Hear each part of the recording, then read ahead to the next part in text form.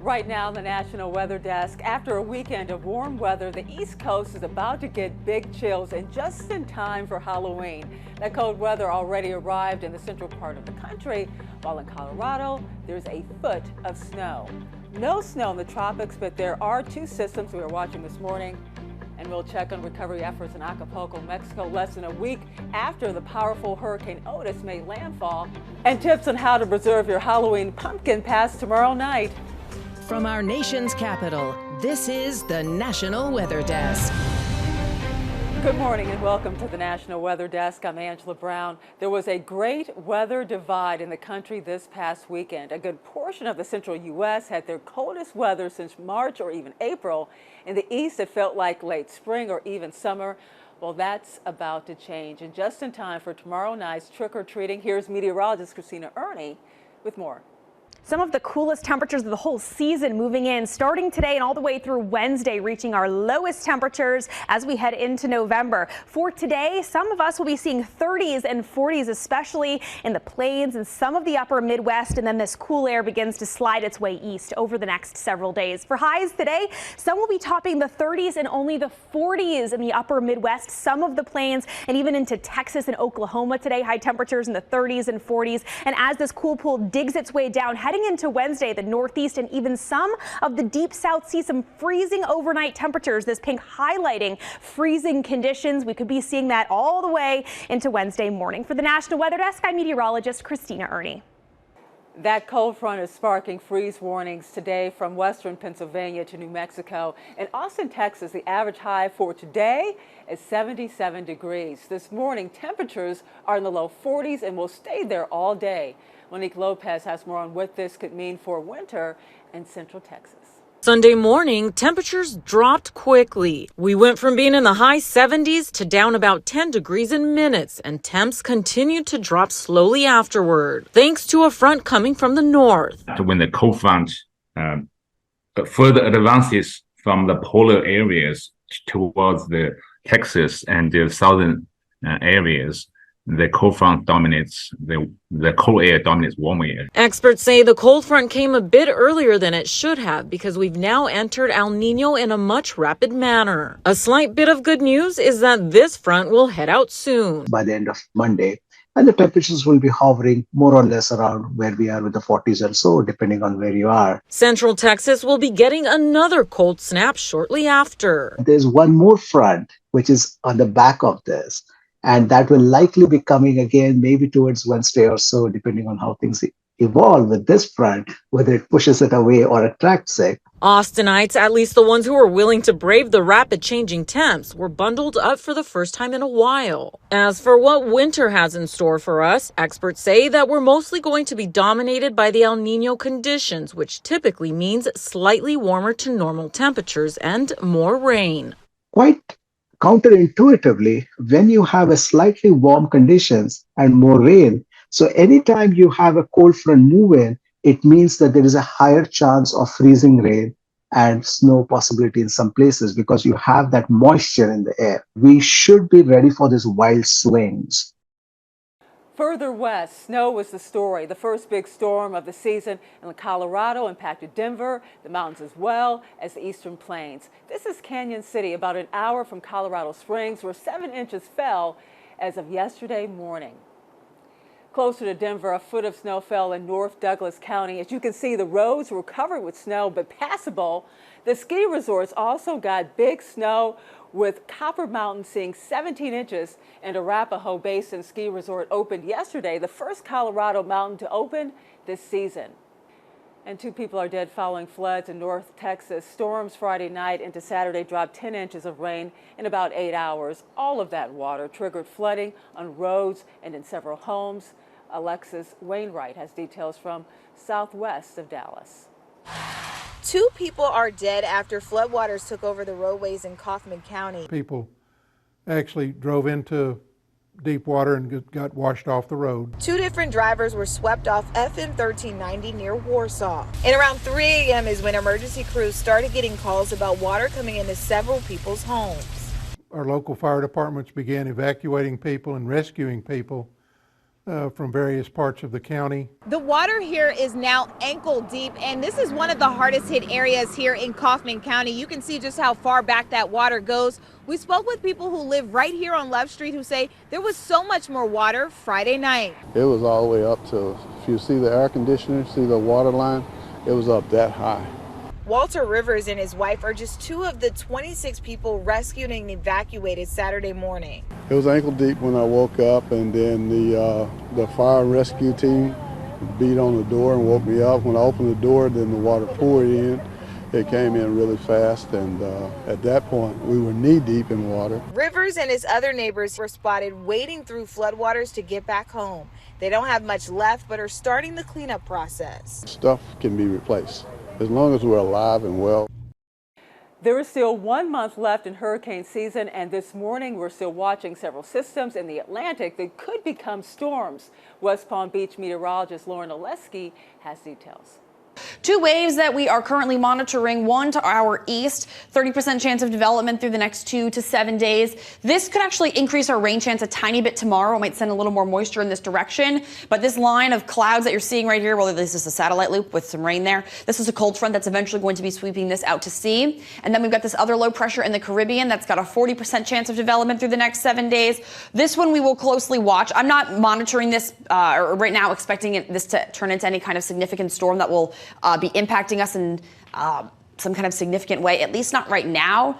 However, there have been some models that have this eventually sort of moving north. Again, I don't see this, directly impacting us, and we're still going to see some changes, but we will monitor it just based off of the location of where it is.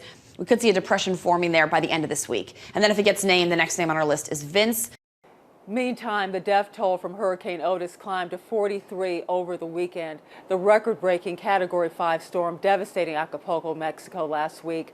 Otis impacted more than 200,000 homes and damaged 80% of the area's hotels, and recovery efforts have slowed. But as Gustavo Valdez reports, conditions are getting a little bit better. Things are slowly improving in Acapulco. As you can see, the traffic is moving along in some sections of the city. There is better cell phone reception. There is some fuel in some gas station. And the government says that they're bringing more aid. However, the residents we've spoken to keep complaining that the aid is not getting to the people that need it most.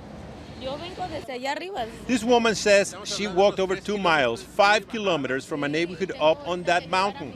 She's not only looking for food or drinks, but also medical assistance for her children. She's also upset that the National Guard is protecting commercial buildings. During the first days after Otis passed over Acapulco, there was widespread looting. But now, some say the target are residences.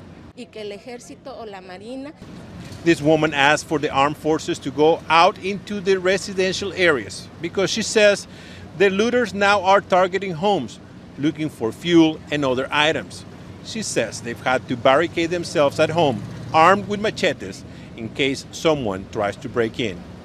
On social media, the federal government claims it is already delivering food and water, but that information is not getting through to everyone. The strength of the hurricane is clear all over the city, not only on the damaged buildings, but also on its iconic beaches, where the erosion has already changed this beautiful place. The Mexican government is now offering free flights between Acapulco and Mexico City for tourists still stranded in this city. Planets are sometimes visible after sunrise. Darren Zahn caught a glimpse of one while enjoying the hunter's moon during the weekend. Sometimes, even when daylight is approaching in the city, you can see some impressive celestial objects. Take a look here, that full hunter's moon there, and just below it, that little dot you see there, that is Jupiter. So again, some amazing sights as the sun comes up. Halloween is tomorrow, but some folks in Traverse City, Michigan braved the chilly temperatures during the Halloween weekend and showed off their costumes a few days early. These folks took on the chill for the 15th annual Traverse City 5K Zombie Run. No doubt the run warmed them up while they chased the pace car, a hearse dubbed the Last Responder. And coming up on the National Weather Desk, we'll look at ways to preserve your Halloween pumpkins and get rid of them in a way that's friendly to the environment.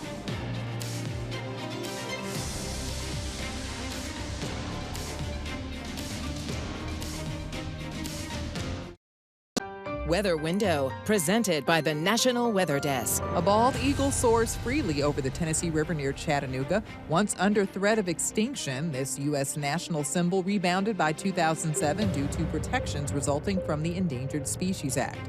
And these are jellyfish clouds. The tentacle-looking streaks are called virga, which happens when precipitation falls from the clouds but evaporates before reaching the ground. For more content like this, follow the National Weather Desk on Instagram. Sail Drone, a fleet of autonomous quiet research vessels, just set a new milestone at sea. Meteorologist Heather Bricka takes a look at the accomplishment and the future of the research fleet. 1 million nautical miles. That's equivalent to 1,150,779 miles. That's how much the fleet of these surface vessels have traveled at sea. Over 32,000 days. So that's equal to over 89 years and 2.5 trips to the Earth to the Moon and back. So we're really excited to see our fleet growing and getting even greater global coverage. Sail drones are one way we can better research what's happening with our waters. Sail drones are uncrewed surface vehicles. They're instrumented with a bunch of different sensors to collect data about the ocean.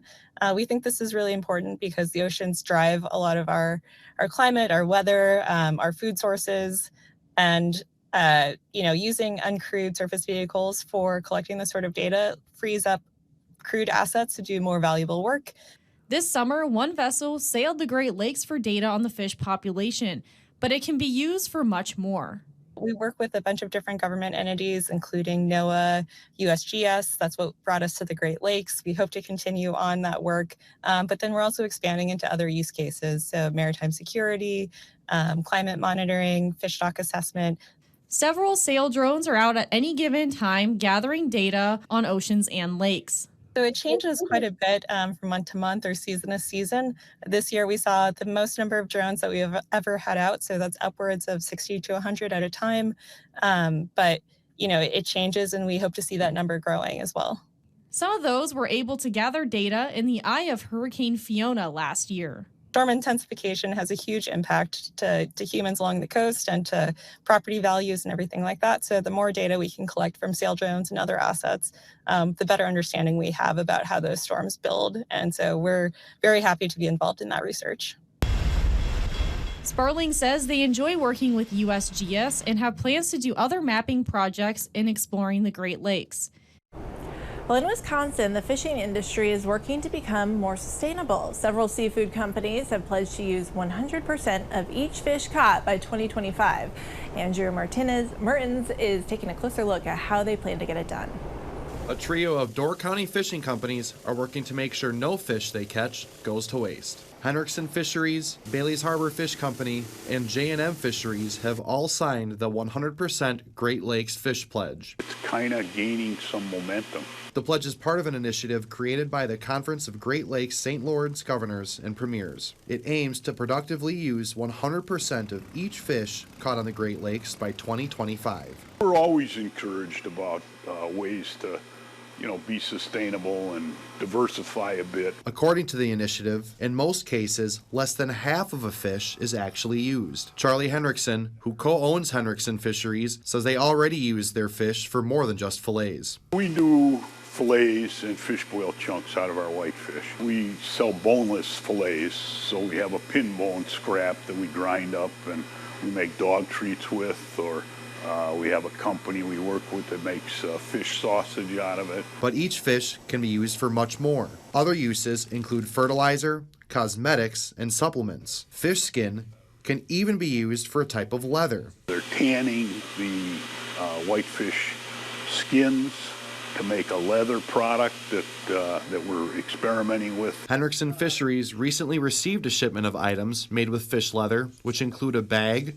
journal, and even jewelry. It's going to be products that are going to get built on beyond what we can do. According to the project, the value of each fish could increase from $12 to $4,000. While Henriksen Fisheries won't be seeing all of that money, they do hope to see an economic boost. Maybe it'll double the value of the fish, which would be impressive. For the fisheries, Henriksen says this project is about looking at the bigger picture. It's important for people to realize that us and the other companies that have signed on, and even those that haven't, we have the biggest interest in the long-term viability of this fishery. Halloween is just around the corner. Meteorologist Violet Skyber has some tips to preserve your pumpkins and how to get rid of them in a way that's friendly to the environment once the holiday season's over. Let's explain how you can preserve your pumpkins since Halloween is just about a week away. Now, after you've picked that pumpkin and begun to carve it, you're actually exposing the most sensitive part of that plant. So let's go over 3 steps that you can help keep your pumpkins looking fresh come Halloween time. First, make sure you carve out all of the guts. The guts of the pumpkin are the most moisture-filled and can lead to mold and mildew forming. Also, prep the pumpkin. Spray the outside with peppermint oil to keep pests away. Line the areas you've carved on the pumpkin with Vaseline to retain the moisture in the pumpkin, keeping it healthy. And no candles. Candles actually dry the pumpkins out and speed up the decaying process. It's better to use a battery-powered light, plus those last longer and are safer anyways. Now, when you're done with your carved pumpkins after Halloween, do not throw them out. Once they pile up in landfills with garbage on top of them and less oxygen getting to the pumpkins, methane gas is released and can actually add to climate change. Not a good thing. The best thing you can do with your pumpkins is compost it and bury it. RIP to that pumpkin, or recycle in peace. It's actually great fertilizer when you bury it, or you could compost it and save it to the spring to bury it if you do have a garden. It'll lead to very healthy soil for your garden and plants that you do begin to plant. Well, we bring you great weather content here on the show, but we also have a ton of great stuff on social media. Here's a TikTok post from meteorologist Charleston Clark explaining sea breeze.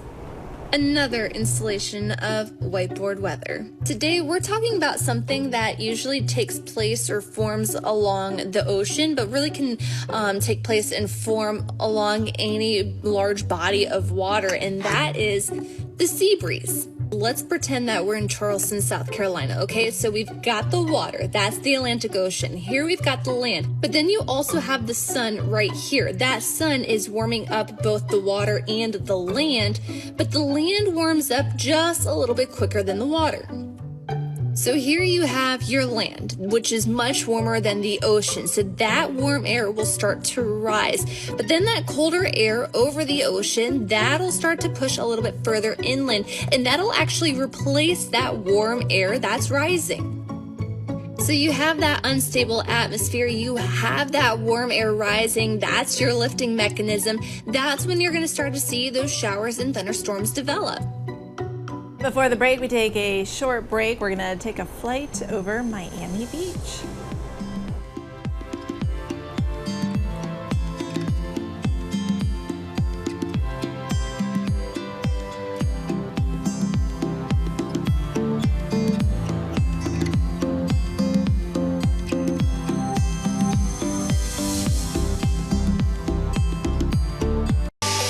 When temperatures get colder, we start to see morning frost, but how exactly does it form?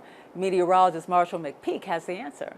We're getting to that point where it is frost season, and so if you're going to protect the plants, you need to know when the frost is going to arrive, and it takes a few ingredients for that to happen. We need temperatures that are 36 degrees or colder. Mainly a clear sky. The more clear, the better, because we radiate away some heat. Little to no breeze. We don't want to mix it up very much in the atmosphere. And a little bit of humidity helps. So you've got something to collect and then freeze on the grass. But 36 degrees, you say? Well, that's because when we measure 36 degrees, it's usually at about 6 feet.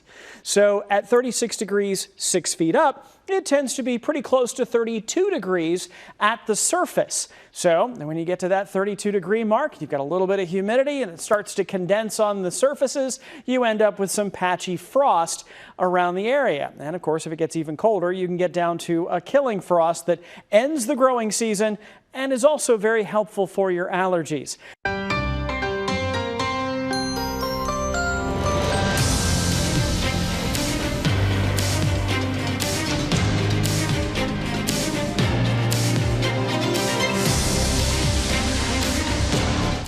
Thank you so much for joining us. I'm Angela Brown. Make it a great Monday, and we'll see you right back here tomorrow.